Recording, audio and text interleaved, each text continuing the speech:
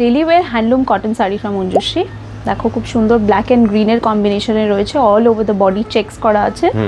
And this is very appropriate for office goers as well as teachers, যে কোনো মানে corporate যারা work করে তাদের জন্য এটা খুব সুন্দর দেখতে লাগবে। খুব সাটল কালার আছে, খুব সুন্দর একদম প্লেনের মধ্যে আছে।